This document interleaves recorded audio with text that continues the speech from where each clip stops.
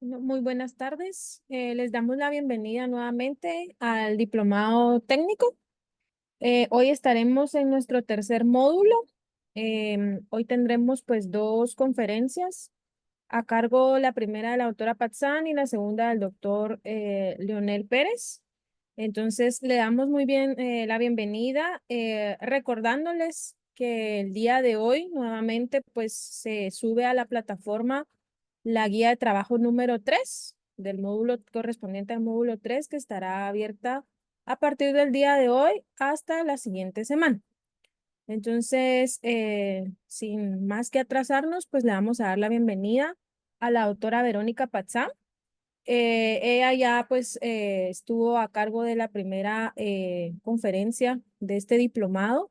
Nuevamente para recordar un poco su currículum, la doctora Verónica Patzán pues es médico general de la Universidad de San Carlos de Guatemala. También cursó una maestría en medicina interna en el Hospital Roosevelt, ¿verdad? Y actualmente pues es la coordinadora clínica de la Unidad de Atención Integral de Infecciones Crónicas y de VIH del Hospital Roosevelt.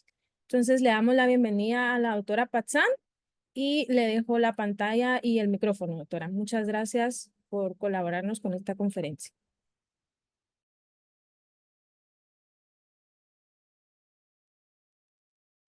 Buenas tardes, ¿me escuchan?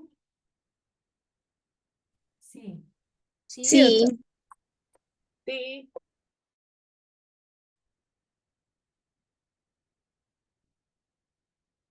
Y ya pueden ver mi presentación, ¿verdad?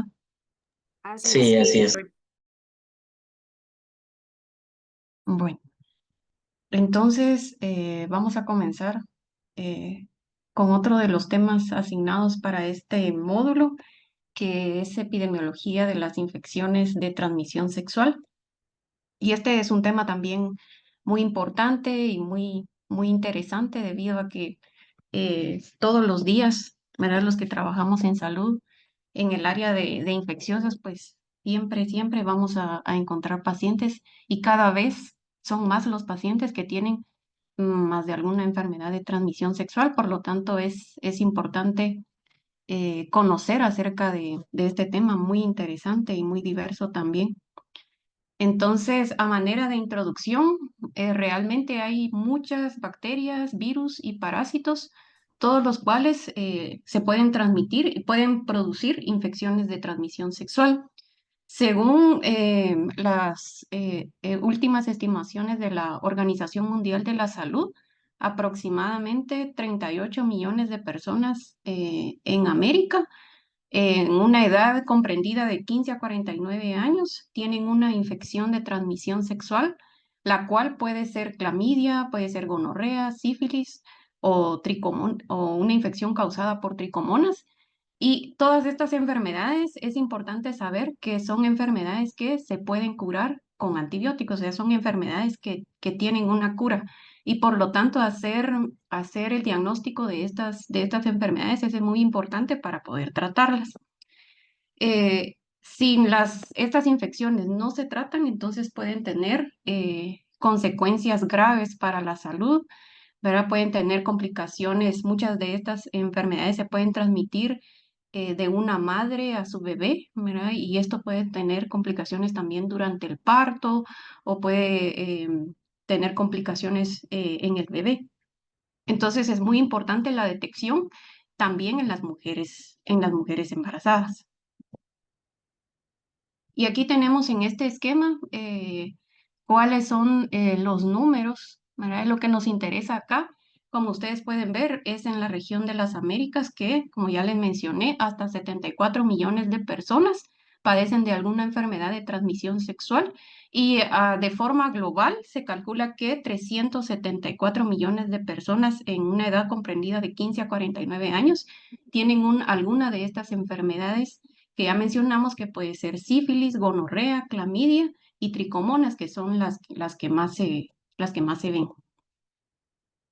Acá nuevamente a nivel global, 374 millones de personas padecen alguna de estas enfermedades de transmisión sexual. Se detectan más de 1 millón de nuevos casos por día En adultos de 15 a 49 años, estos son datos del 2020. Nuevas infecciones de sífilis se pueden dar hasta 8 millones, se reportaron en el 2022 y casos de sífilis congénita que aún se dan, ¿verdad? A pesar de que es una enfermedad muy fácilmente prevenible, aún seguimos viendo todavía casos de sífilis congénita, o sea, sífilis que las mamás transmitieron a sus bebés. Hasta 700.000 casos se reportaron en el 2022. Y algo muy, muy importante que yo creo que todos acá ya sabemos es de que estas enfermedades también se pueden prevenir de forma muy eficaz cuando se usan los preservativos, ver que estos son uno de los métodos más eficaces para prevención contra las enfermedades de transmisión sexual, incluida la infección por VIH. Entonces, como ya les mencioné, existen diferentes virus, bacterias o parásitos que pueden dar lugar a estas enfermedades. 4 de estas enfermedades tienen cura. Y estas son la sífilis, la gonorrea, las infecciones por clamidia y las infecciones por tricomona vaginalis. Las otras 4 infecciones son producidas por virus y dentro de estas podemos mencionar la hepatitis B. Aquí sí no, ¿verdad? Aquí sí, estas no, algunas se curan, otras no. Por ejemplo, la hepatitis B. Es muy importante saber que la hepatitis B no se cura. La infección por virus del herpes, esta sí se puede curar. La infección por el VIH, esta infección no tiene cura y la infección por el virus del papiloma humano, que también es una enfermedad de transmisión sexual, tampoco tiene cura. Y a ello pues también se van a sumar otro tipo de enfermedades emergentes o nuevos brotes, ¿verdad? De nuevas infecciones y por ejemplo ahorita lo que está cobrando mucho auge en este momento es la viruela símica, que yo creo que todos ustedes ya han visto ahí en las noticias que se está mencionando mucho acerca de una nueva alerta epidemiológica de esta enfermedad, antes llamada viruela símica, ahora más como Mpox, ¿verdad? Entonces, también son enfermedades que hay que tomar en cuenta. Sin embargo, no vamos a hablar en esta presentación acerca de ellas, sino nos vamos a enfocar más en estas enfermedades que se pueden curar, que son producidas por bacterias. Entonces, esto ya se los había mencionado. Más de 1 millón de personas entre 15 y 49 años contrae una enfermedad de transmisión sexual, la cual se puede curar si es producida por las bacterias que yo les mencioné. Unos 374 millones de personas también en este rango de edad, que si se dan cuenta es un rango de edad de gente joven, también contrajeron en el 2020 alguna de estas enfermedades. 8 millones de adultos de 15 a 49 años contrajeron sífilis, que es una enfermedad también que esta enfermedad en particular está cobrando mucho auge en la actualidad. Cada vez se ven más casos de sífilis, sobre todo en hombres que tienen sexo con hombres.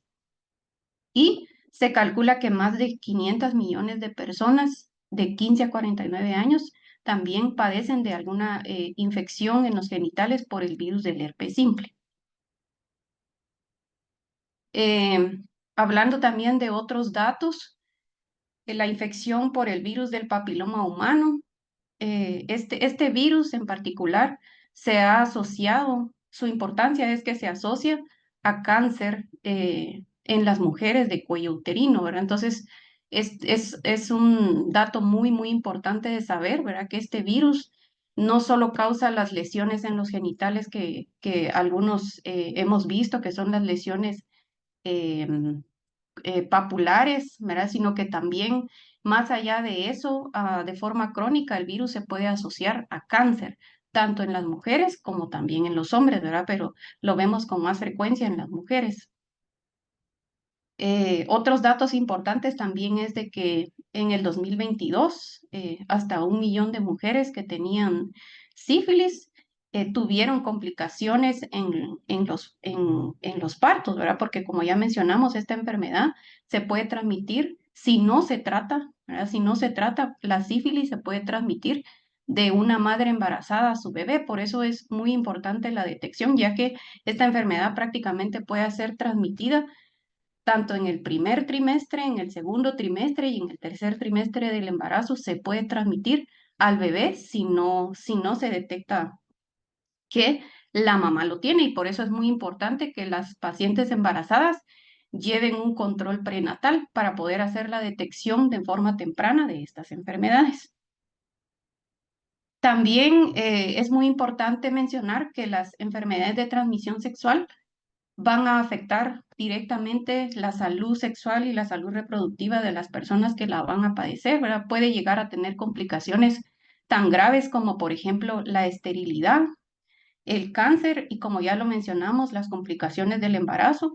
Además de que muchas el hecho de tener una de estas enfermedades se asocia a que la persona que las padece pueda tener más alto el riesgo de infectarse por el virus del VIH, ¿verdad? Entonces, eso es un dato también muy importante.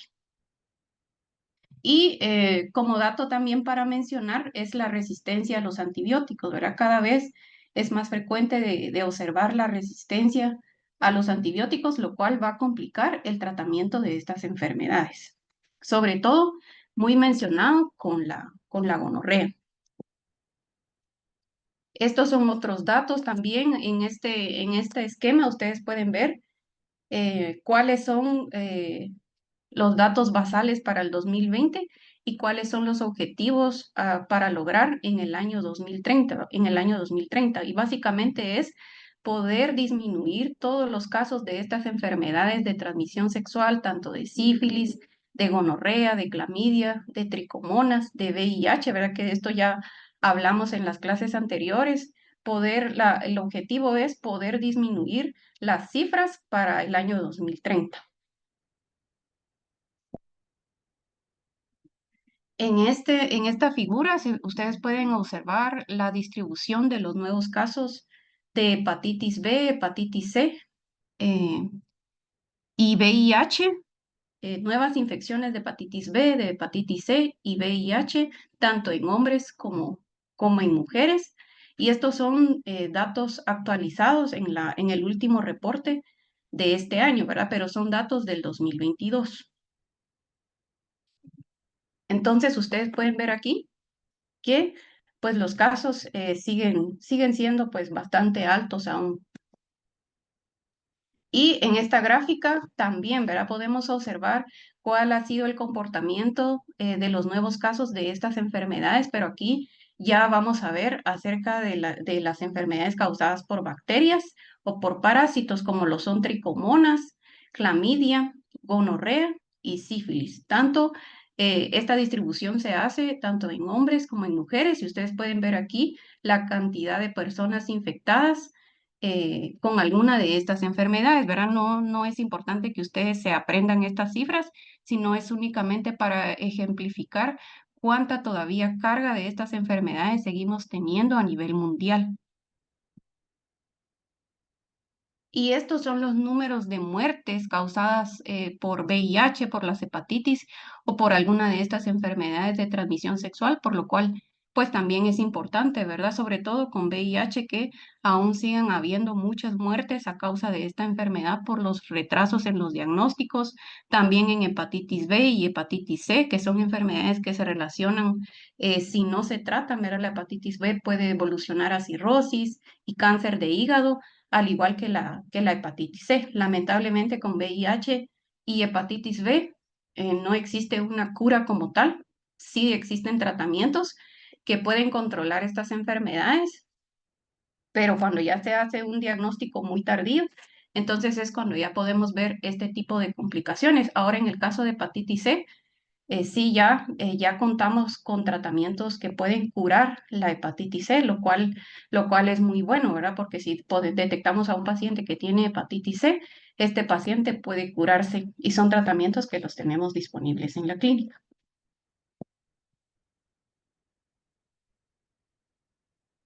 Ahora, para hablar ya eh, acerca de las enfermedades de transmisión sexual producidas por bacterias, vamos a hablar solamente las generalidades, ¿verdad? De clamidia.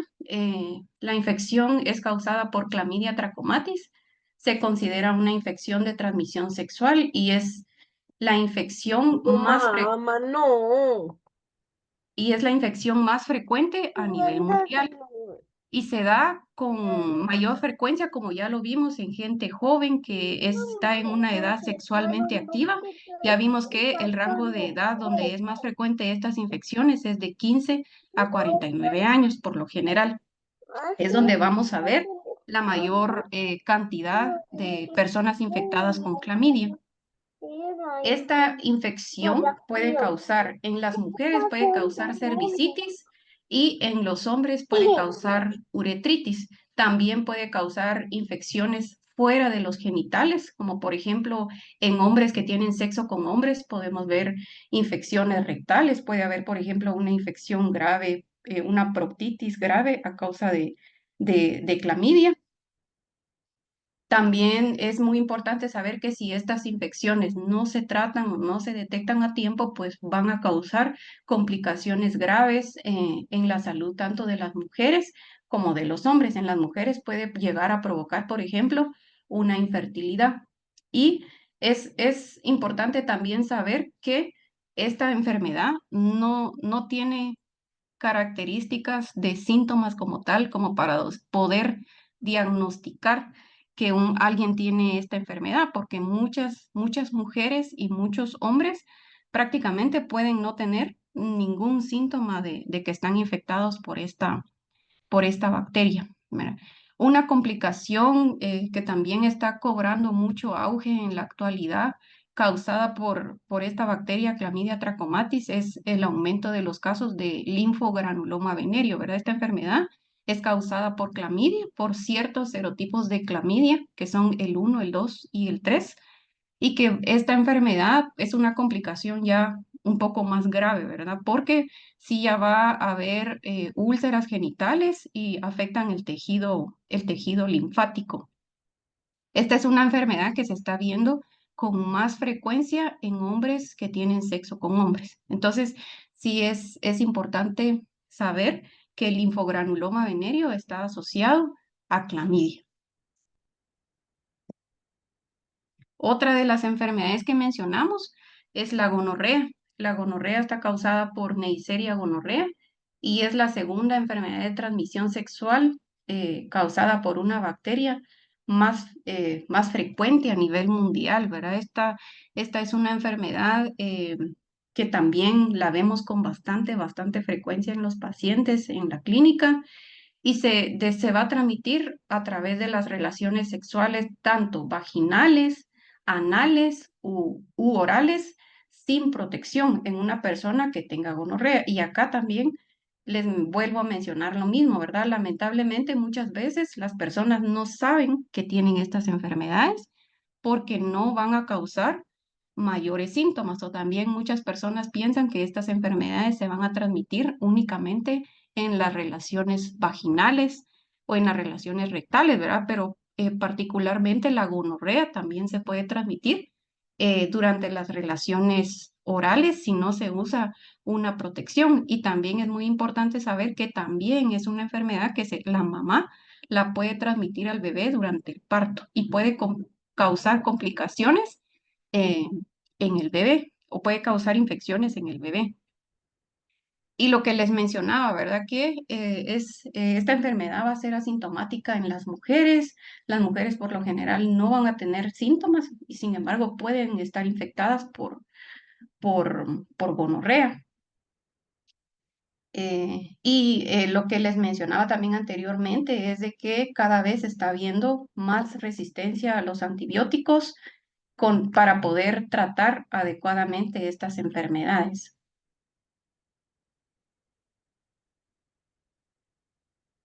Ahora vamos a hablar de sífilis.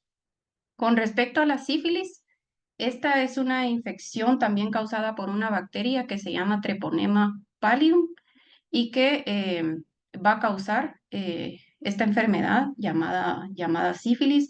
Y esta enfermedad se puede contagiar, ya sea por el contacto sexual también, ¿verdad? Definitivamente que se va a transmitir por contacto sexual, por el contacto con las úlceras que estén presentes en los genitales. Pueden haber úlceras tanto en los genitales, en el ano, en el recto, en los labios o en la boca.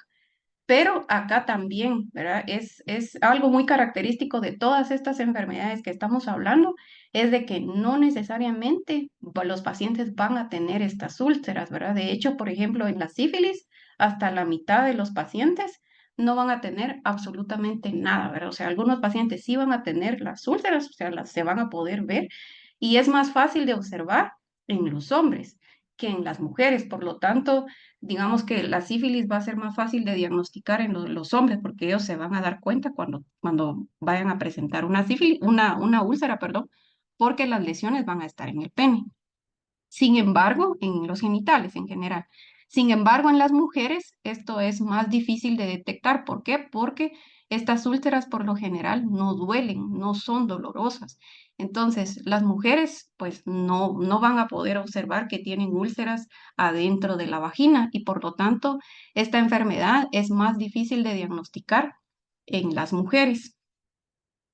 Esta enfermedad va a tener diferentes etapas, ¿verdad? Por lo general la sífilis tiene 3 etapas y en cualquiera de estas etapas los pacientes pueden o no pueden tener síntomas, ¿verdad? Es lo que yo les menciono acá, que en muchos casos la sífilis no va a causar síntomas en sus diferentes estadios, no va a tener ningún síntoma.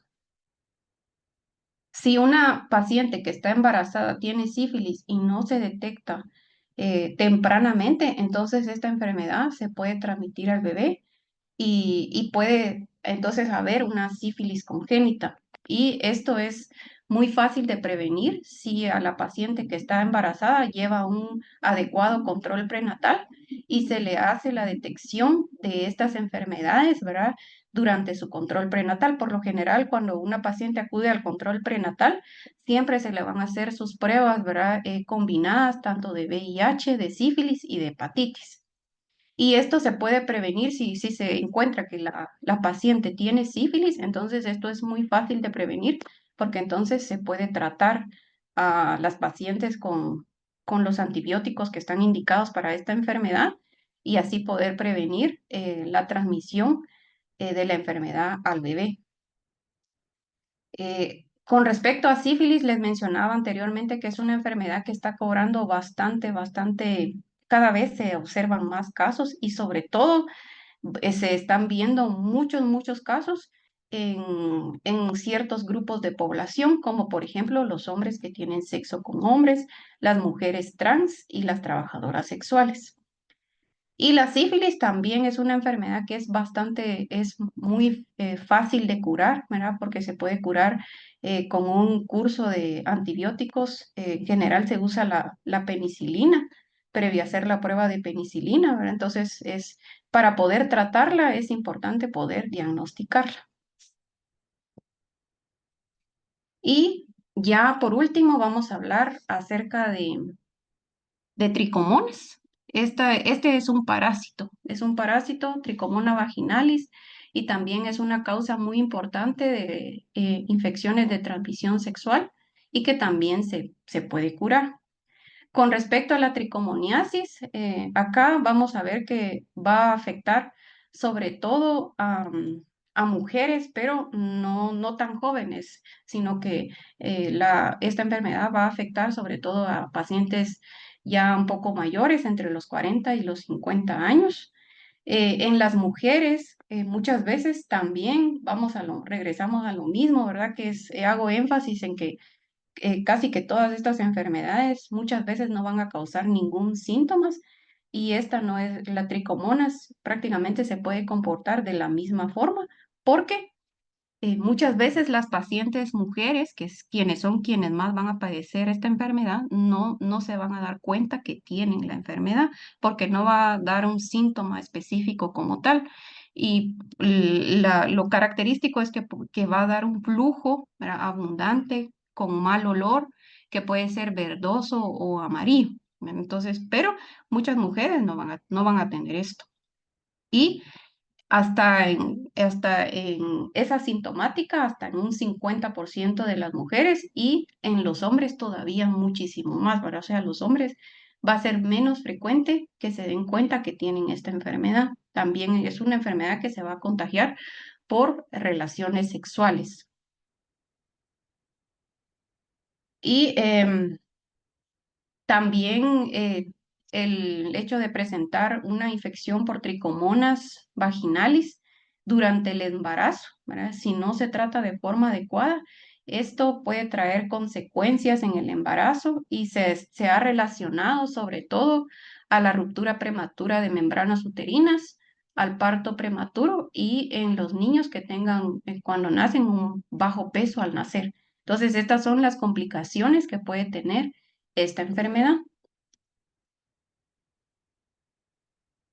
Entonces, ya algunos datos para finalizar. Es importante recordar que estas enfermedades, las enfermedades de transmisión sexual, como por ejemplo el herpes, el hecho de tener una de estas enfermedades, el herpes, gonorrea o sífilis, puede aumentar el riesgo de infectarse por VIH. Bueno, entonces es algo muy importante porque si no, estas enfermedades no se tratan, entonces esa persona va a tener más probabilidad de adquirir VIH en un corto tiempo. Y también estas enfermedades, las enfermedades de transmisión sexual, pueden tener consecuencias graves durante el embarazo si no se detectan de forma temprana, ¿verdad? Y prácticamente todas estas enfermedades se pueden transmitir de la mamá al bebé. Entonces es muy importante hacer la detección durante el control prenatal. El virus del papiloma humano está relacionado a cáncer de cuello uterino en las mujeres, pero también en los hombres, ¿verdad? También se ha detectado que se puede relacionar a cáncer anal en los hombres. La hepatitis B es una causa muy importante de mortalidad, ¿verdad? Y se relaciona también a cirrosis y a cáncer del hígado. Y otras complicaciones que pueden tener estas enfermedades, como por ejemplo la gonorrea y la clamidia, que es algo que no mencioné previamente, pero sí es importante saber que en las mujeres es una causa importante de enfermedad inflamatoria pélvica y esterilidad en las mujeres. Ahora, con respecto al diagnóstico, ya mencionamos que estas enfermedades a menudo no van a tener síntomas y si existen síntomas, estos pueden ser muy inespecíficos. Para hacer el diagnóstico se puede utilizar cierto tipo de pruebas moleculares, sin embargo es importante saber que no, estas no van a estar disponibles siempre, ¿verdad? Por ejemplo, en los centros de salud, por lo general, no van a tener este tipo de pruebas, que muchas veces para tener acceso a estas pruebas es necesario acudir a un servicio ya más especializado, ¿verdad? Entonces, ahora, con respecto a las pruebas para detectar sífilis, hepatitis B, es lo que yo les mencionaba. Por lo general, estas pruebas se hacen de forma conjunta, ¿verdad? Cuando alguien llega a hacer la prueba de VIH, no solamente se le va a hacer la prueba de VIH, sino se va a aprovechar la oportunidad para poder también detectar otras ITS como las más frecuentes sífilis y hepatitis B. Entonces, se va a hacer de forma simultánea. Entonces, no existe realmente ahora para, por ejemplo, para detectar tricomonas o para detectar gonorrea, no va a existir una prueba específica como tal, sino que por lo general el diagnóstico se va a hacer por medio de la detección de los signos y síntomas que presente el paciente.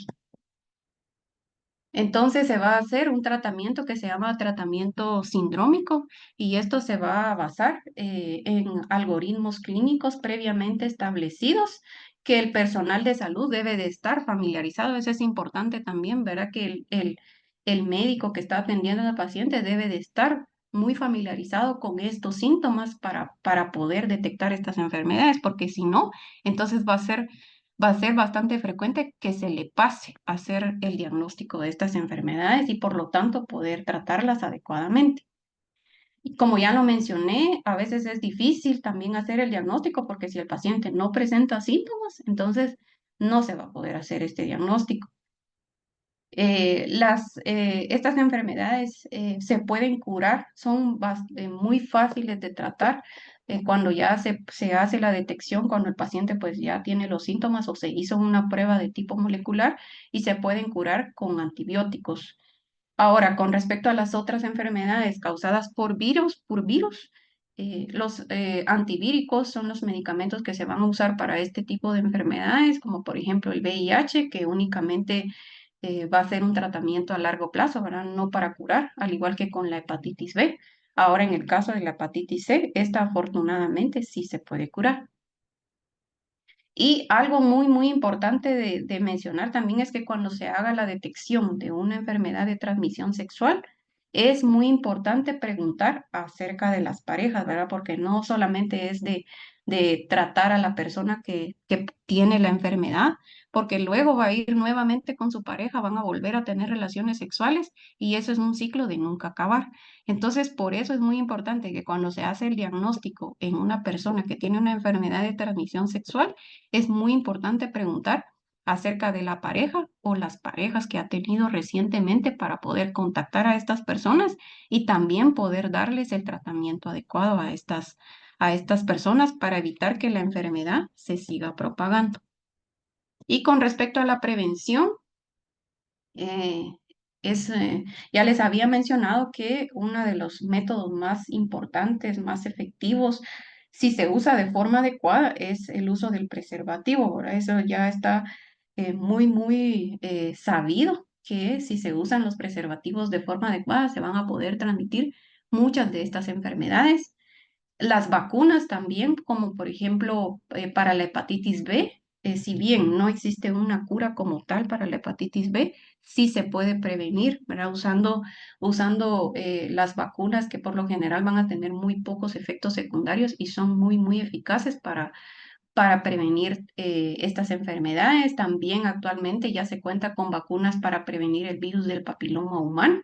Entonces, son vacunas que también tenemos disponibles en nuestros medios. Y otras intervenciones para prevención de estas enfermedades es la circuncisión masculina. Esto ya les había mencionado previamente que se ha relacionado a una disminución en el riesgo de contraer, sobre todo ha sido estudiado con VIH, ¿verdad? Entonces es un método también preventivo, el empleo de microvicidas y el tratamiento de la pareja, que también va a ser importante para prevenir que las enfermedades se sigan propagando. Y eso era lo que les traía el día de hoy con respecto a las enfermedades de transmisión sexual. Y esta es la bibliografía que ustedes pueden consultar. No sé si tienen alguna duda. Muchas gracias, doctora. Le agradecemos por su clase.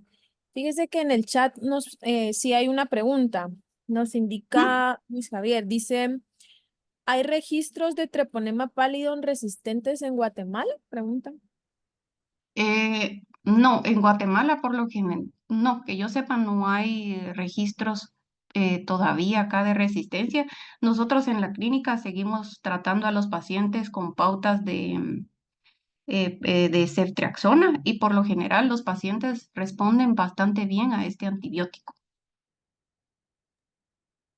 Ok. Y luego hacían aquí un comentario de Sandra Antón. Dice, buenas tardes, los manuales de ITS no están actualizados ni las normas hasta el momento en Guatemala, ¿verdad?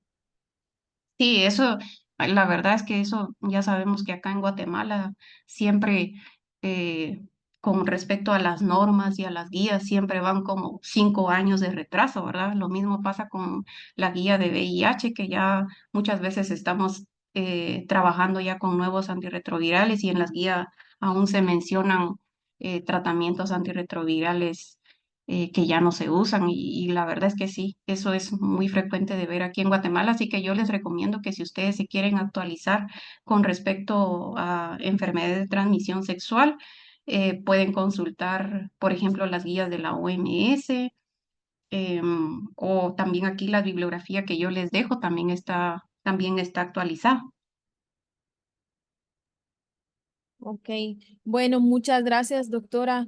Y aquí nos preguntan, en una prueba PCR en panel de ITS salga positivo. Ah, bueno, pero esto es de diagnóstico. Esto lo vamos a ver más adelante. Esta no es de la doctora Muy Patzán. bien. Ok, bueno, le agradecemos mucho por su conferencia el día de hoy, doctora. Que pase feliz noche y gracias por la Gracias. colaboración con este diplomado. Adiós.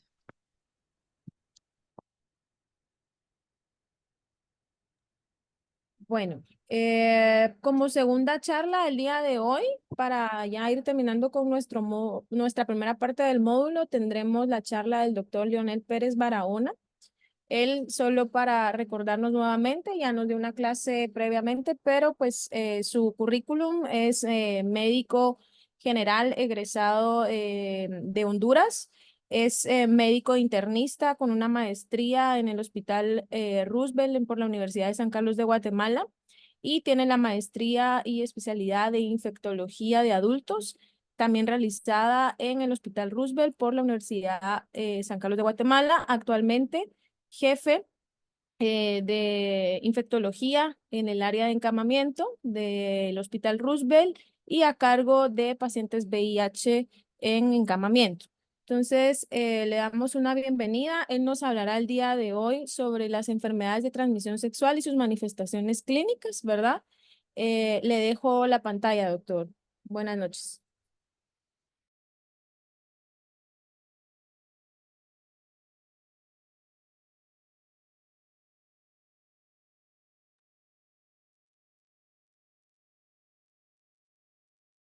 Doctor.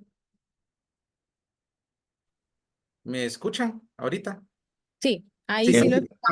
Perfecto. Sí, no, hablé un ratito solo, pero bueno, es bueno hablar a veces solo. Ok, Bueno, gracias. Muy amable. buenas noches. Gracias por esta segunda intervención que se me ha dado la oportunidad. Gracias, doctor Dorantes, ¿verdad? Por la invitación. Y vamos a hacer la prueba, ¿verdad? Tradicional de cambio de diapositiva. ¿Me verifican si sí o no? Sí se ve bien la pantalla, doctor. Y sí corre ¿Sí? bien. Sí. Perfecto. Bueno, entonces, ahorita vamos a hablar sobre el manejo de enfermedades de transmisión, infecciones de transmisión sexual, ¿verdad? Infección propiamente etiológica o enfermedad que ya produce la manifestación como tal, que unas veces puede causar un poquito de confusión los términos. Pero vamos a las cosas que ya repitió la doctora Patzán, pues solo voy a pasar las diapositivas, ¿verdad? Igual cualquier duda o algo, pues vamos a resolverlo al final o en el transcurso. Ustedes pueden escribir con toda la confianza en el chat y podemos apoyarnos ahí para resolver sus dudas. Bueno, entonces, sí, obviamente la infección de transmisión sexual, lo que traduce a una enfermedad de transmisión sexual, sucede en las situaciones menos, o sea, son situaciones inesperadas, ¿verdad? Que se da cuando se da esa confianza y no hay comunicación o la persona tiene demasiada pena para acudir al personal, ¿verdad? De salud para dar sus dudas en cuanto a lo que está sucediendo en su cuerpo, ¿verdad? Y eso se traduce entonces en la transmisión persistente de variantes, ¿verdad? Varias etiologías, ¿verdad? Secundarias a la transmisión, ¿verdad? Sexual. Entonces, enfermedad, ¿verdad? Eso es entonces la infección de transmisión sexual provocada por virus, bacterias y parásitos. Ya mencionamos que igual se transmite por vía sexual. ¿Y esto qué es lo que implica la relación sexual? No solo es vaginal, anal, pero algunas veces las personas se olvidan que también por medio oral. Entonces, esa es una forma, las tres formas que se puede transmitir dicha enfermedad. Y dichas enfermedades, vean que ahí existen un sinfín de variedades de tipos de infecciones de transmisión sexual. Ya varias se comentaron aquí, ¿verdad? Vean ahí que se ven bacterias, virus, parásitos, ectoparásitos, ¿verdad? Una de las más frecuentes se mencionó sífilis, gonorrea, herpes, papiloma humano, el virus del papiloma humano, ¿verdad? Varios que son de día a día que encontramos. Menos frecuentes, uno pensaría en Shigella, Campylobacter, son enfermedades gastrointestinales que no se relacionan como tal, pero con la práctica frecuente de sexo anal, ¿verdad? Es algo, y virus de hepatitis A, es algo que se da con mucha frecuencia también, en puntos claves. Entonces, factor de riesgo, un inicio de temprana actividad sexual, la promiscuidad sexual, poblaciones claves, HCH, alcoholismo, drogadicción, ¿verdad? Y comerciantes del sexo. Esto se puede englobar en varios síndromes. Eso se puede englobar en úlceras genitales, secreción uretral, flujo vaginal, dolor pélvico y verrugas genitales. Las úlceras nos pueden, de acuerdo a la manifestación clínica, si la persona o la paciente manifiesta si hay dolor, si no hay dolor, si está ulcerado, si no está ulcerado, si hay presencia de secreción, nos puede diferenciar qué tipo de etiología sea. Y estas son las etiologías más frecuentes que se pueden dar. Vean, hay herpes, sífilis, chancroide, la donovanosis y linfogranuloma venéreo, verán, según su agente etiológico. La secreción uretral o el síndrome como tal, ¿verdad? Eso se puede manifestar de forma diferente, sea en hombre o en mujer. En hombre principalmente se observa secreción, ¿verdad? Al momento de miccionar, generalmente hay disuria, hay dolor. Eso puede ser generalmente de dos tipos, se divide en dos tipos, sea gonocóxica o no gonocóxica. La más frecuente sea la gonocóxica. Y la no gonocóxica, vean ahí las tres agentes etiológicos más frecuentes que se pudieran dar. En el flujo vaginal, ¿verdad? Es algo que es una consulta común, ¿verdad? Por parte de las mujeres, ¿verdad? En áreas de ginecológicas. Y vean ahí que cuando tratamos de que es secundario a infecciones de transmisión sexual, vean que las más frecuentes es Neisseria, clamidia, tricomonas, gardnerella y Candida albicans. Vean que estas dos últimas son parte o microbioma normal propia de la vagina, pero en situaciones especiales, ¿verdad?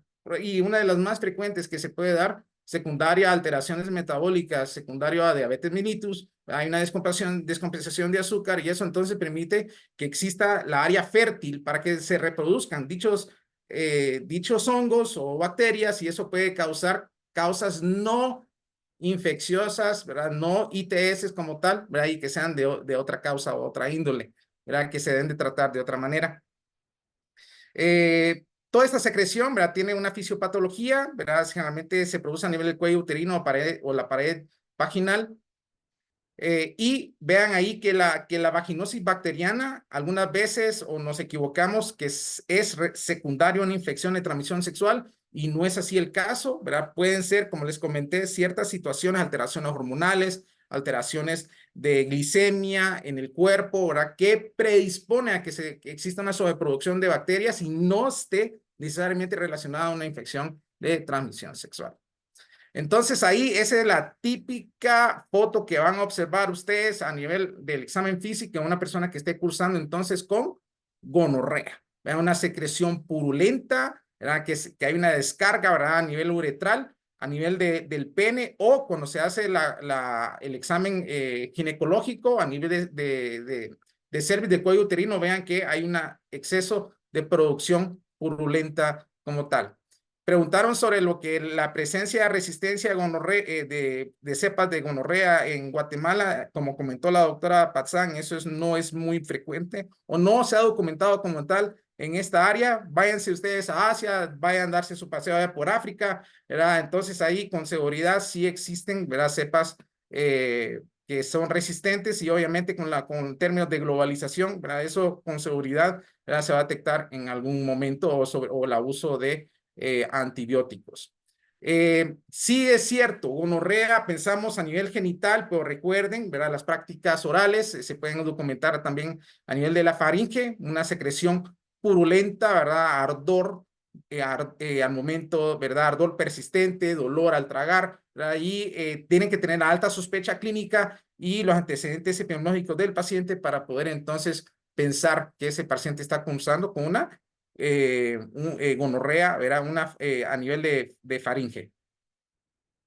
El dolor pélvico, ¿verdad? La doctora Patzán habló sobre la enfermedad pélvica inflamatoria, ¿verdad? Esto es secundario a dos etiologías frecuentes, gonorrea y clamidia, ¿verdad? Y entonces esto puede causar síntomas tanto agudos y se pueden perpetuar de forma crónica. Y entonces, como mencionó también la doctora, eso conlleva entonces a la esterilidad, como pueden observar ahí, ¿verdad? Puede afectar, ¿verdad? Un proceso inflamatorio crónico a nivel del aparato reproductor femenino y eso conlleva a la esterilidad no tan frecuente en el varón.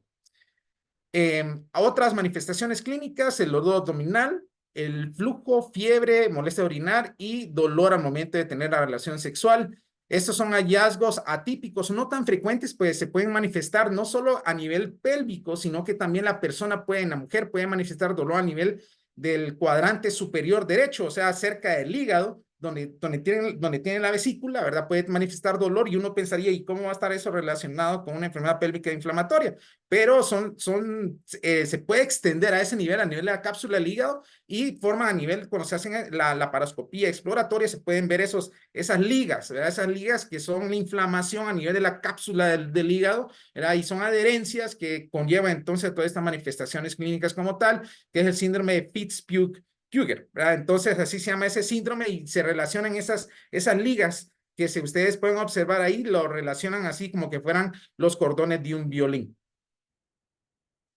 Verrugas genitales, vean ahí, observen que tanto en varones y en mujeres, y la mayoría va a ser causado por VPH, ¿verdad? Hay ciertos cepas de VIH y estos son lo que nos debemos de preocupar, que es la cepa 16 y 18, porque son estas que están implicadas en el desarrollo de cáncer cérvico-uterino. Y eso es lo que uno debe tener siempre cuidado o siempre estar vigilante, ¿verdad? En personas que cursan con VPH. De ahí entonces la importancia de que la mujer se realice los Papa Nicolaus, ¿verdad? Con frecuencia, según agendado por el servicio de ginecología. Yo siempre digo, cuando encuentro a una mujer, cuando paso visita, encuentro una mujer que esté con complicaciones secundarias, un cáncer cérvico-uterino, ¿verdad? Ya avanzado, digo, ¿por qué está pasando esto? Esto no debería pasar con la actualidad. O sea, si existen ya vacunas que se puede, ¿verdad? Detener este tipo de complicaciones, de empezar desde ya, desde jóvenes, ¿verdad? Que está indicado en niñas y también en niños, ¿verdad? Este tipo de complicaciones, ¿verdad? Se verían en algún momento disminuir. Entonces es algo que hay que tener en mente que se pudiera, ¿verdad? Aplicar o se está aplicando ya como tal en la clínica. Vean ahí entonces bonitas fotos de verrugas a nivel genital, a nivel anal y, como les comento, a nivel oral también se pueden documentar, ¿verdad? A nivel de mucosa, lengua, vean ahí, presencia de verrugas secundarias a VPH. Todavía me recuerdo también que tuve un paciente que tuvo las verrugas secundarias a VPH y documentada en la biopsia, vino por mucho cansancio y disnea, y al momento que le hicieron examen los neumólogos, cuando le hicieron la broncoscopía, lo vieron, ¿verdad? Que el VPH, ¿verdad? El virus o las lesiones como tal ya estaban a nivel de los bronquios, a nivel de un poco profundo a nivel de los bronquios, secundario a VPH. Entonces es algo que puede diseminarse. Las manifestaciones clínicas en cuanto al síndrome, como les he comentado, mancha, dolor, las úlceras no dolorosas, dolorosas, ampollas, verrugas y característicamente para ciertos agentes etiológicos puede haber inflamación de ganglios, igual que en mujeres, muy similar, ¿verdad? Aparte del dolor abdominal que puede ustedes pensar en una enfermedad pélvica inflamatoria aguda o crónica. De las complicaciones más frecuentes o las que tienen que tener en mente, la esterilidad, ¿sí? Y la que causa también, dentro de lo que puede causar mortalidad, el cáncer cérvico-uterino. Aparte de procesos crónicos como el dolor abdominal crónico secundario a enfermedad pélvica inflamatoria y durante el embarazo, abortos o pérdidas tempranas o incluso muerte.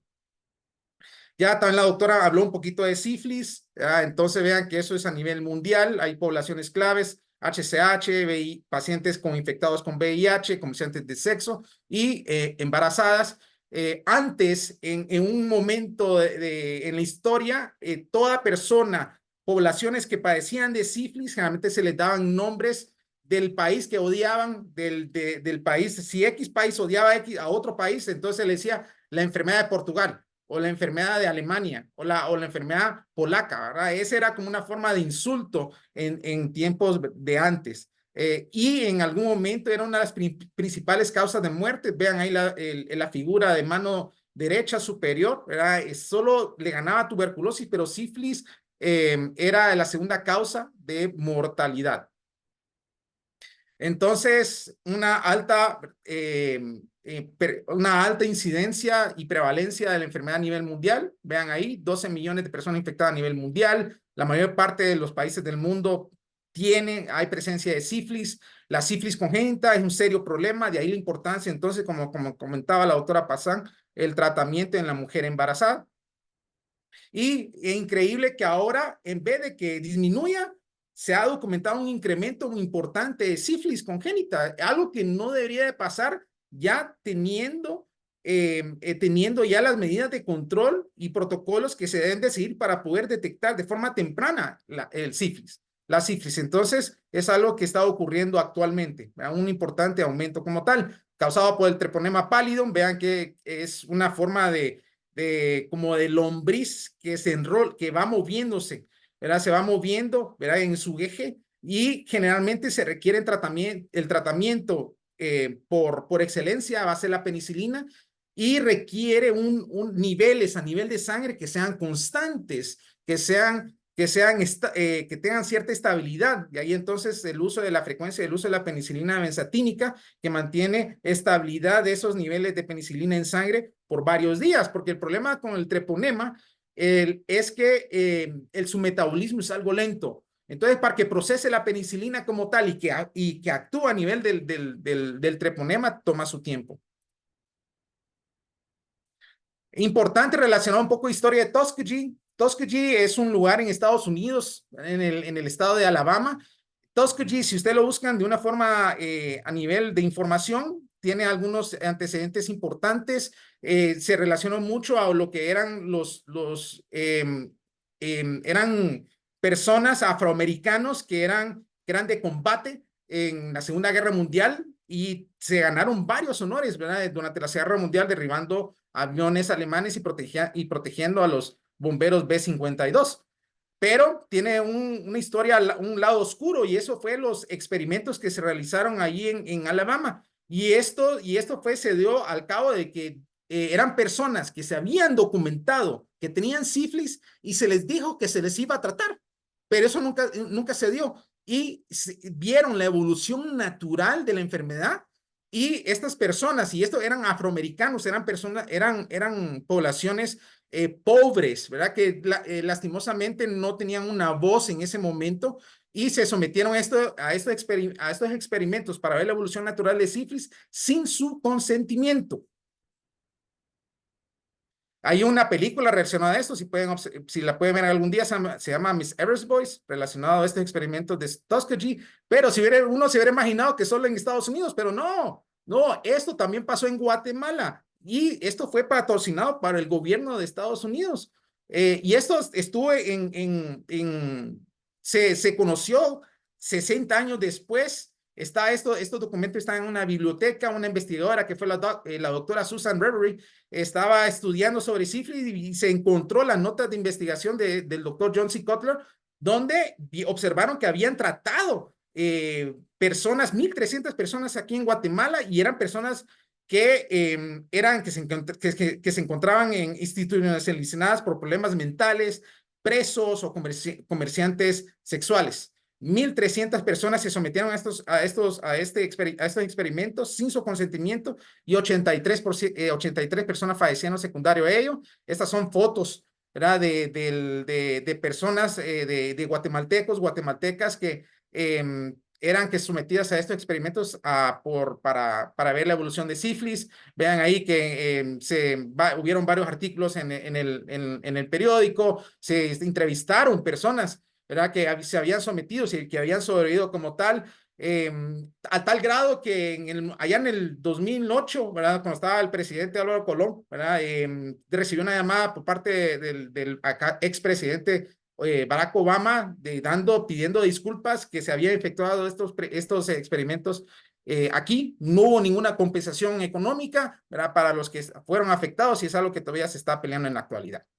Y se le puede decir la gran imitadora. ¿Por qué? Porque como se mencionó previamente, hay diferentes fases. La primera fase, la segunda fase y la tercera fase. La primera fase, generalmente hay un chancro. Chancro es una úlcera no dolorosa que se observa a nivel genital, ¿verdad? Y eso, si no se trata o no se detecta, pasa a una segunda fase, donde existe una gran cantidad de manifestaciones clínicas a nivel de piel principalmente.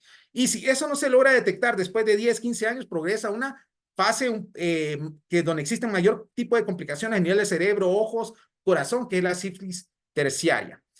Hay ciertas poblaciones que tienen mayor riesgo de desarrollar de entrada una infección a nivel del sistema nervioso central, y esas son las pacientes que se encuentran con un tipo de inmunosupresión, personas con VIH, con conteos bajos de CD4 y títulos elevados de sífilis, generalmente arriba de 1,32. Entonces, esto ya lo comentó la doctora también. El tratamiento es lo que importante es que se trata con penicilina. Es entre penicilina, benzatínica, un paciente inmunocompetente con una sola dosis de 1.2 millones en cada glúteo como tal, lo que se suma en 2.4 millones de unidades internacionales en un paciente inmunocomprometido, como ser en VIH. Eso ya se extiende a 3 semanas, una semanal, como tal. Y siempre la importancia de dar el tratamiento en el embarazo para la prevención de todas las complicaciones que se pueden dar a nivel del producto. Entonces vean ahí lesiones a nivel de pene, a nivel de labios vaginales, a nivel a nivel oral. Recuerdo, siempre les pongo fotos de oral porque recuerden, no solo piensen en área genital o infección de transmisión sexual, sino que piensen cuando hay lesiones a nivel de boca de si existe algún factor de riesgo. Estas lesiones, recuerden que es en la primera fase de la enfermedad como tal, son dolorosas, son indoloras a diferencia de otras úlceras que son dolorosas, como ser por Haemophilus ducreyi o el chancroide, que es otro tipo de bicho que puede causar una infección similar. Esta es la segunda fase, donde se empieza a manifestar a nivel de piel. Vean ahí a nivel de palmas y plantas, lesiones a nivel de piel, a nivel de boca, a nivel de tronco. Es una manifestación muy frecuente y tienen que tener una suspicacia clínica para sospechar que es secundario a sífilis. También puede haber úlceras que son profundas, hay una exposición, ¿verdad? Del tejido, puede ser al exterior, a nivel de la piel, o puede ser incluso en el interior, como pueden observar acá en la foto izquierda e inferior, a nivel de cerebro, que se llaman gumas. Y otras lesiones secundarias a sífilis, la condilomas planos, que muy diferente a las lesiones del VPH, ¿verdad? Vean ahí que estas literalmente son planas, angostas, con un mayor diámetro, a diferencia de las otras que eran puntiagudas, y son lesiones un poquito más localizadas. Herpes, hablaron sobre herpes. Solo sepan que existen dos tipos variantes, el tipo 1, tipo 2. Algunas veces antes se hablaba de herpes tipo 1 que era a nivel oral, el tipo 2 a nivel genital, pero esa diferenciación ya no se perdió esa diferenciación como tal, y generalmente ahora cuando se documenta uno piensa que si es a nivel sexual, la mayor probabilidad va a ser de tipo 2 y también tiene mayor manifestación a nivel vía oral. Esa es la estructura del virus, es una doble hedra, varias proteínas a nivel de la superficie que sirven para su virulencia, una foto a nivel de microscopio electrónico, ¿verdad? Igual, ¿verdad? Bonito, ¿verdad? La presencia de la forma del herpes, y es muy característico cuando se observan residuos, cuando una célula ya está infectada y ya murió. Dejan inclusiones, se le llaman, o son residuos de un proceso previo viral, como cicatriz, ¿verdad? Y eso es algo característico. Cuando uno manda muestras de patología, nos pueden buscar ese tipo de lesiones a nivel celular. El herpes, vean que la familia herpes es una amplia gama como tal, y pueden observar ustedes que se divide en varias, ¿verdad? Alfa, gamma, beta, y pues son las principales. Las que nos interesa es alfa, y la que me interesa es que sepan, ¿verdad? 1 y 2. Y recuerden que la que tiene mayor relación a transmisión sexual es el tipo 2. Somos el reservorio único humano, ¿verdad? No existen reservorios a nivel animal, aunque sí existen variantes de herpes en el reino animal, pero y que pueden ser zoonóticas, se pueden transmitir, pero específicamente herpes 1 y herpes 2 solo a nivel humano, y eso está diseminado a nivel mundial. Está diseminado a nivel mundial. Acá hay unos estudios que se han realizado incluso en Guatemala, donde la serología o la seroprevalencia a nivel de nuestra población es sumamente importante. Acá en el Hospital Roosevelt, ¿verdad? Tiene si nosotros nos haríamos una seroprevalencia de inmunoglobulina G por herpes, existe una probabilidad alta que estén positivos, pero lo que pasa es que generalmente en la mayoría de los casos somos asintomáticos, o es autolimitada, y solo cuando existe algún tipo de riesgo, por ejemplo, cuando hay una descompensación frecuente, por ejemplo, por diabetes mellitus, entonces es cuando se manifiesta como tal, o cuando hay situaciones de estrés, ¿verdad? Con las características lesiones a nivel de boca. Entonces, vean, a nivel mundial, la distribución a nivel mundial, no hay lugar, yo creo que solo los polos no existe, porque no hay población humana, ¿verdad? Pero importante, pero vean que es a nivel mundial la distribución en general. Muchos no conocen que tienen la enfermedad y estos son entonces los que perpetúan la infección como tal. Y vean ahí, Guatemala se hizo una prevalencia en el año 2004, vean, arriba del 70% de mujeres embarazadas tienen anticuerpo IgG para herpes tipo 2, que es el que se relaciona al tipo de vía sexual. Diferentes manifestaciones a nivel de piel, boca, de mucosas, ¿verdad? Generalmente inicia con manifestaciones inespecíficas, fiebre, dolor para tragar, pero entonces empiezan a aparecer esas vesículas que son dolorosas, ¿verdad? Y generalmente se conglomeran como que fueran uvas, se conglomeran y pueden haber secreción también. Y generalmente decimos que cuando ya hay presencia de costra, pues es entonces la presencia del virus ya va en disminución, ya va de salida. Pero eso no significa que la persona está curada. Eso es porque el virus tiende a esconderse en el sistema nervioso de la persona y solo se expresa en ciertas situaciones de estrés que se puede reactivar como tal. Entonces, vean ahí el tipo 1, tipo 2 y el tipo 2 les menciono, ¿verdad? Que es la que se puede manifestar con mayor frecuencia a nivel genital, pero no excluye el tipo 1 como tal. Diferentes formas de transmisión, como pueden observar aquí. Acá nos interesa a nivel de saliva, ¿verdad? Intrauterino, contacto sexual, ¿verdad? De sus diferentes variantes, a nivel de parto.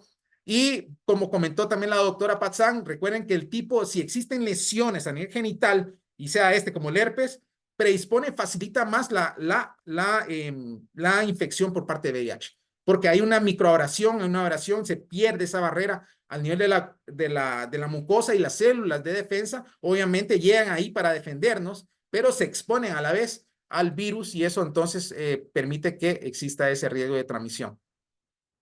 El síndrome herpético, ve a nivel de boca y genitales, siempre hay una amplia abanico de diagnósticos diferenciales, tanto infecciosos y no infecciosos como tal.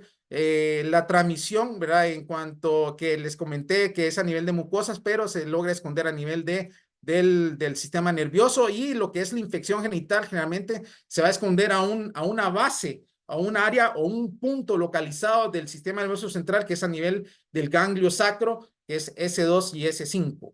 Ahí es donde se va a esconder, ahí donde cuando entra de izquierda a derecha, entra el virus por la microabrasión, se pobla, inicia la población, aumenta la población en el sistema nervioso central. Pues los síntomas iniciales son los más severos, digamos. Cuando existe la recurrencia como tal, son menos severos, duran menos, o dependiendo si tiene defensas bajas, pues esas manifestaciones se pueden prolongar. O puede hacer que no solo quede localizado, sino que puede ser una infección que se puede diseminar y ya pueda causar cuadros más severos como meningoencefalitis. Bueno, entonces pasemos aquí, ¿verdad? Ya hablamos sobre las presentaciones. Recuerden lo que inmunocomprometidos, tengan en cuenta que tienen, ¿verdad? O extremos de la vida tienen mayor riesgo de presentar cuadros más severos. Bueno, pues pasemos. Bueno, entonces aquí las lesiones típicas de herpes, ¿verdad? Que son de tipo 2. Si nos pudiéramos confundir con las lesiones de sífilis, pero estas sí son dolorosas. Son dolorosas, pueden haber secreción o no, ¿verdad? Y tienden a autolimitarse dependiendo del tipo de inmunocompetencia que tiene el paciente. Puede ejercerse inmunocompetente de 5 a 7 días o puede prolongarse aún más. Estas son lesiones ulceradas o con presencia de necrosis a nivel del cuello uterino, secundario a herpes. Vean ahí todas las manifestaciones clínicas que se pueden manifestar, ¿verdad? No solo con las lesiones de piel, sino que a nivel de diferentes órganos. Y vean ahí, la eliminación del virus también se puede dar vía anal, tanto en mujeres y en hombres heterosexuales, sin la penetración anal, lo que nos dice que la expresión del virus o se libera el virus por diferentes áreas del cuerpo, no solo en el área de la lesión respectiva. Eso es una colonoscopía a nivel anal donde hay presencia de lesiones ulceradas secundarias a herpes tipo 2. Tratamiento, ¿verdad? Aciclovir, famciclovir y valaciclovir. Lo ideal es que tuviéramos valaciclovir. ¿Por qué? Porque son menos dosificaciones al día. Ya no se requieren si ustedes ven los instructivos de la ciclovir 5 veces al día. ¿Cuándo una persona va a tomar 5 veces al día de acuerdo a horario? O se lo olvida o deja de tomarlo. Entonces, idealmente el valaciclovir, vean ahí que solo es 1 gramo 2 veces al día por 7 a 10 días. Lo que pasa que ahí ya estamos hablando de costos. Este tipo, tanto aciclovir, famiclovir y valaciclovir, que es el tratamiento para herpes, se puede dar tanto en el primer episodio como en la recurrencia como tal. Y también se puede dar como tratamientos supresivos, y estos son los tipos o diferentes tipos de terapéuticas, protocolos de que se puede dejar el tratamiento para herpes, sea para tipo 1, tipo 2, para tratamiento supresivo. Igual tratamiento supresivo, acá mencionan 2 variantes, un tratamiento supresivo de forma diaria para aquellas personas que tienen 3 o más veces episodios de herpes en el año, entonces se le puede dejar tratamiento supresivo durante el año. Hasta nueva orden, y dependiendo de qué tipo de fármaco, esa es la dosificación que se le debe dar. Se puede dar de forma diaria o se puede dar intermitente de 5 a 10 días con periodos de descanso. Gonorrea, mencionamos que es una de las enfermedades de transmisión sexual, la segunda más frecuente, y mencionamos sobre los periodos de incubación, es menos de 1 semana. Ya mencionamos en el síndrome de secreción uretral, que manifiesta de acuerdo a diferentes manifestaciones de acuerdo a hombre o mujer. Uretritis aguda en el varón, a nivel de vagina, a nivel del cervix. En la mujer un poquito más diferente, con presencia de dolor abdominal, fiebre y secreción vaginal a la vez. Disuria o ardor al orinar, allí puede haber micción frecuente, y eso es sumamente importante porque detectarlo, porque si se deja, algunas veces autolimitado, pero si se deja mucho tiempo, se puede diseminar. Ese es el tratamiento. Vean ahí que es con tratamiento con cefalosporina de tercera generación, como sea la ceftriaxona. Aquí, como se comentó previamente, no existe resistencia, es algo que se puede utilizar. En casos que hubiera alergia, porque puede haber alergia o tratamientos alternativos que no está disponible ceftriaxona, acitromicina es una opción, aunque puede haber fallo terapéutico en ocasiones, si tienen que tener en mente esa posibilidad. Cefixime también es otra opción. Igual en adolescentes y adultos, vean por gonorrea a nivel de faringe, ceftriaxona, 500 miligramos intramuscular, una sola dosis, es suficiente para tratar la infección. Y hice trampa con ustedes, solo iba a hablar sobre ITS específicamente, pero ahorita estamos con un problema a nivel mundial, que es la segunda vuelta de monkeypox. De per sí, que no es una enfermedad de transmisión sexual como tal, pero ahorita la mayor incidencia de cómo se transmite el monkeypox es a nivel de transmisión sexual. Y esa es la que se ha documentado como tal, y la población de riesgo que se ha documentado son hombres que tienen sexo con hombres. Bisexuales, HCH como tal. Entonces, hay que tenerlo en mente. Esto es un virus que ya lleva tiempo con nosotros, que salió a la luz en los años 70 y toma protagonismo en 2022, donde se documenta un brote sumamente importante, con más de 80,000 casos a nivel mundial, un poco arriba de 100 muertes. Nosotros aquí en Guatemala, el Hospital Roosevelt, fuimos el primero en documentar una persona infectada por monkeypox, y estuvo a cargo en la medicina C por la doctora Orantes. Entonces, y posteriormente se empezaron a documentar que también se elaboró todo un protocolo, ¿verdad? A nivel de la clínica 17, que uno de los mayores contribuyentes fue el doctor Hugo Marroquín, ¿verdad? Y que se documentaron un sinfín de casos, ¿verdad? Que fueron aproximadamente, a nivel de Guatemala, fueron aproximadamente 80, pero la mayoría, ¿verdad? Fue una gran importante porcentaje, fue a nivel del Hospital Roosevelt. Como les comentaba aquí, lo diferente aquí ahora, ¿verdad? Es que va de acuerdo a la cepa. Ya hablamos un poquito de la cepa, pero donde se está viendo, ¿verdad? El mayor riesgo a nivel de adultos, HCH, y el tipo de cepa nos da un poquito de problema actual. Y que hay 2 tipos de cepas, 1 y 2. Ya vamos a hablar un poquito sobre eso. Acá es las manifestaciones clínicas que se pueden dar. Puede haber un rash a nivel de piel, fiebre, dolor muscular, malestar general, cefalea, o sea, dolor de cabeza, dolor para tragar y tos. Son síntomas muy inespecíficos, se manifiestan un promedio entre 7 y 21 días después de primer contacto. ¿Y cómo es la principal vía entonces de transmisión? actual, vía sexual, pero no solamente así, sino que si usted se pone a hablar con una persona muy de cerca, pues se puede aerolizar, ¿verdad? Las gotas de la saliva, ¿verdad? Y puede ser por vía aérea, no tanto como que fuera COVID, pero si una cercandad como tal, o tiene una característica también especial que puede sobrevivir a nivel de las superficies, a nivel de ropa de cama, hasta 15 días. Entonces, esa es una situación que se está dando. La manifestación más frecuente es a nivel de piel, vean ahí, rash, fiebre, ¿verdad? Allí a nivel genital, rash a nivel genital, son los que se ha documentado del monkeypox. Hay dos tipos o variantes de monkeypox. Allá en el 2022 fue el tipo 2 que predominó, pero ahorita es el tipo 1. Y entonces, ¿cuál es el problema? Entonces, el problema es que el tipo 1 tiene un porcentaje un poco más elevado de mortalidad como tal. Si el tipo 2 era menos del 1%, este puede llegar hasta el 10%. Y el brote cuando empezó allá en el 2023, allá en la República Democrática del Congo, ahí hubo un brote sumamente importante, arriba de casi los 8,000 casos y hubo una mortalidad elevada de aproximadamente arriba de 400 muertes.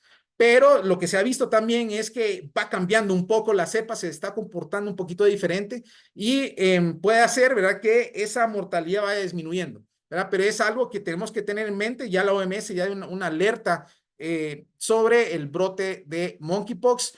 Tiene diferentes variaciones, manifestaciones a nivel de piel. Pueden ver ahí máculas, pápulas, vesículas, pústulas, costra, ¿verdad? Y eso en el término de acuerdo al tiempo de evolución. Esto es lo que ustedes van a ver y lo que asusta a nivel de internet, aquella presencia aparatosa a nivel de piel, a nivel de cara.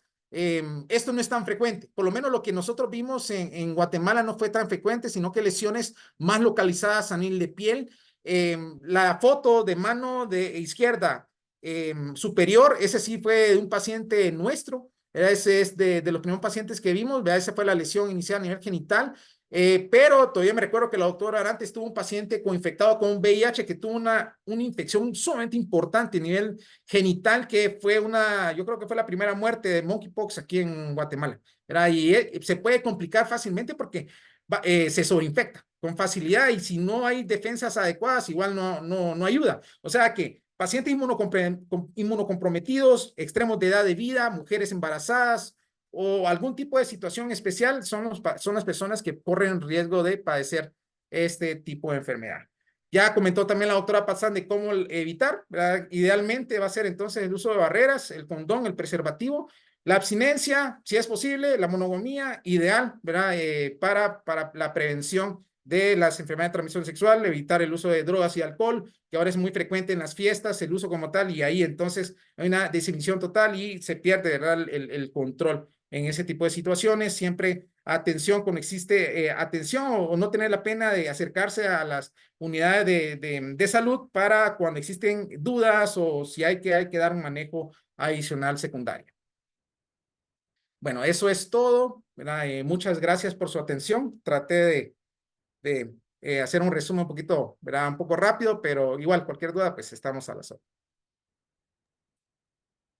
Muchas gracias, doctor, por excelente conferencia.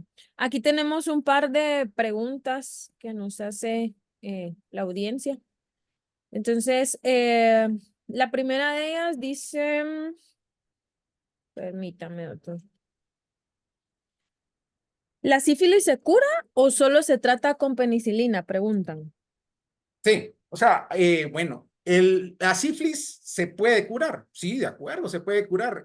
Generalmente, recuerden que hay 3 fases, ¿verdad? La primera fase, cuando aquí hay un indicio sumamente, digamos, clínico, que uno puede decir, sí, la paciente está cursando con sífilis, pero la mayoría de las personas nos vamos a dar cuenta cuando están en la fase secundaria, una sífilis latente secundaria.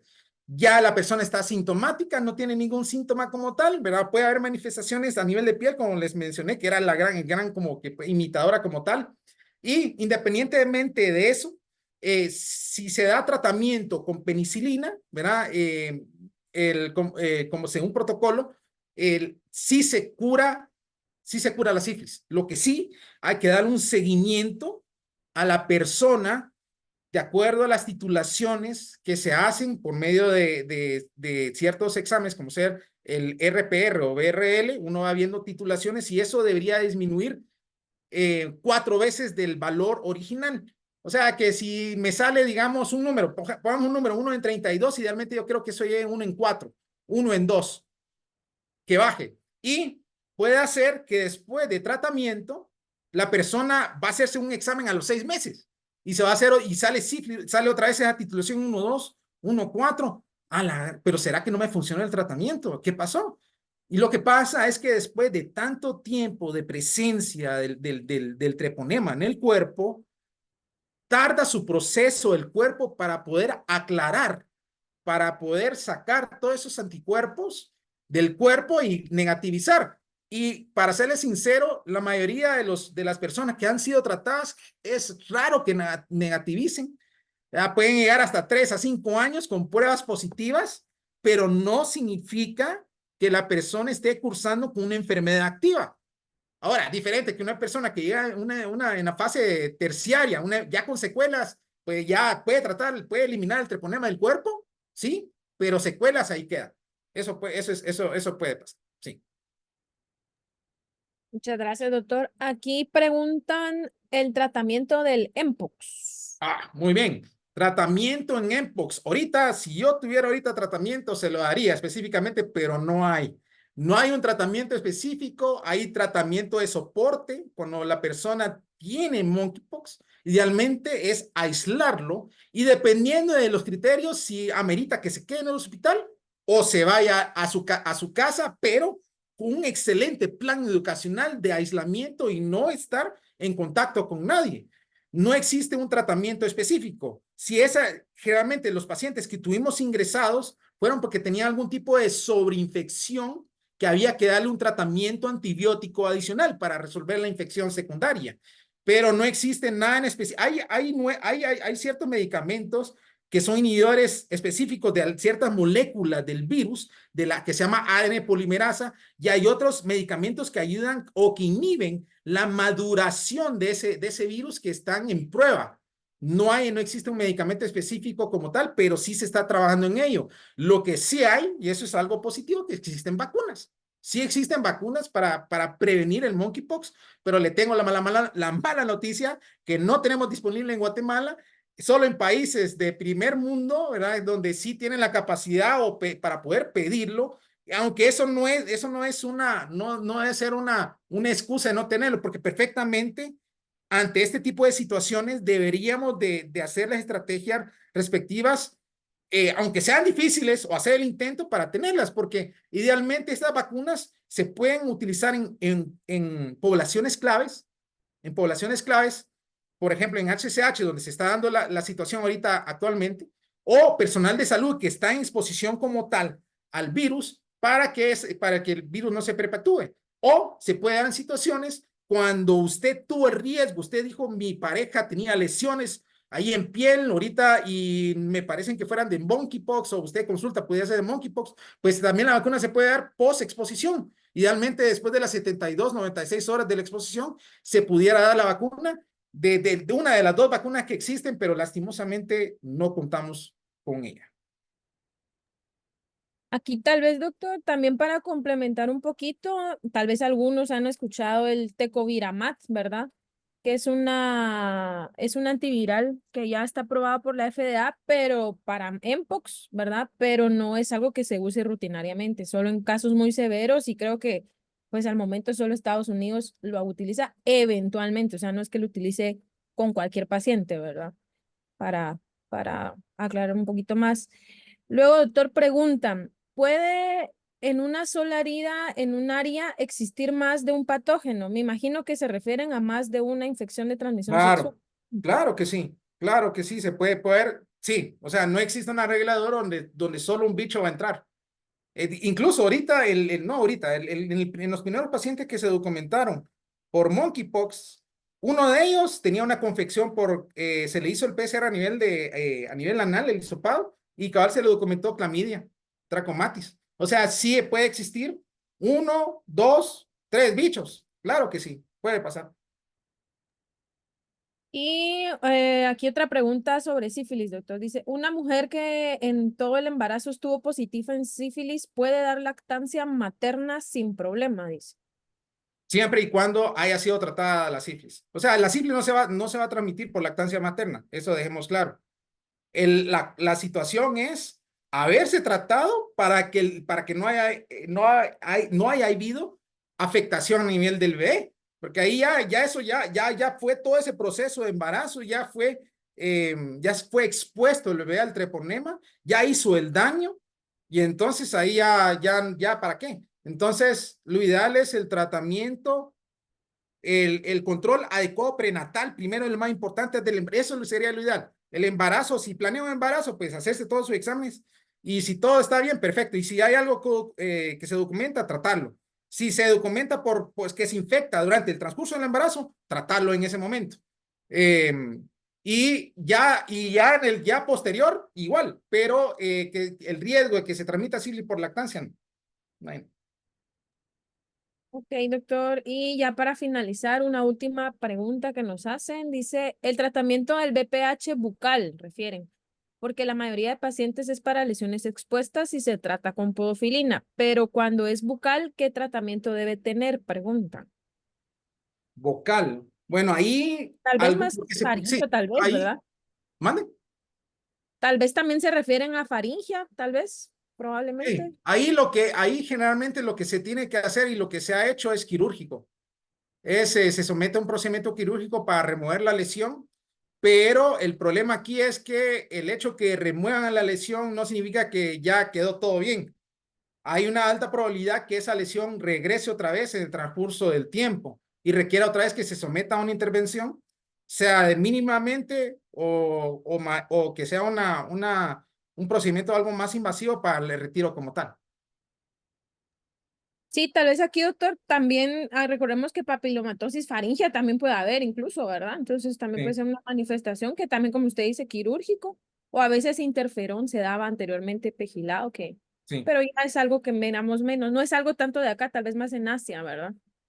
sí, con Bueno, todo. ok, doctor, entonces por el momento, pues gracias por aclararnos las preguntas, esas fueron todas, le agradecemos mucho el día de hoy, ¿verdad?